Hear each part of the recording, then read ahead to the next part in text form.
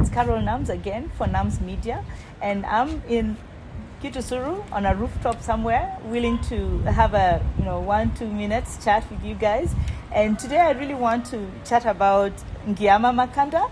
I think most of you know him as Werrason. I also know him better as Werrason.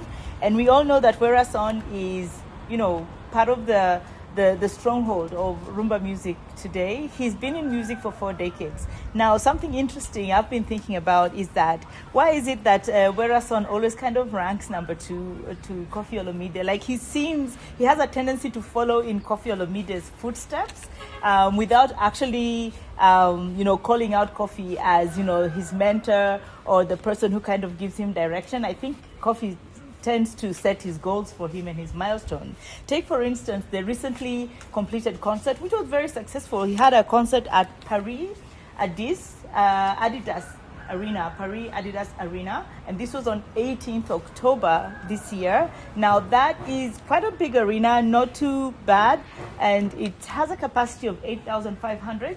And according to Congolese news media, he actually did sell out, meaning he was able to attract a crowd of 8,500, which is super amazing. I think it's a big feat.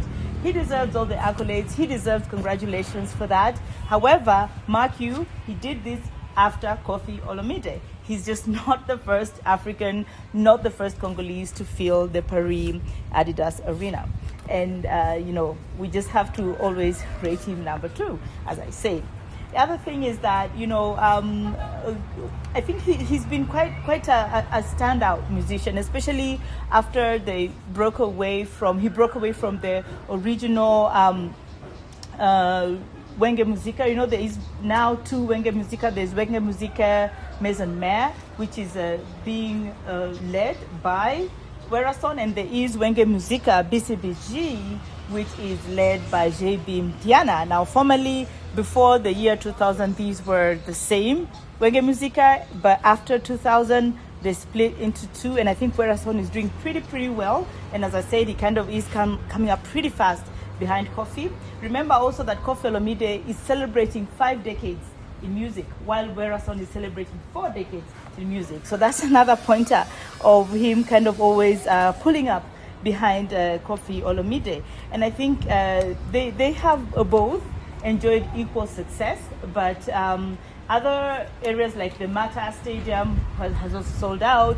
However, it sold out first, Koffi before it sold out with Werrason, and so on and so forth. So as much as Werrason is really doing great, I think he just needs to put a little bit more of that into his work so that he can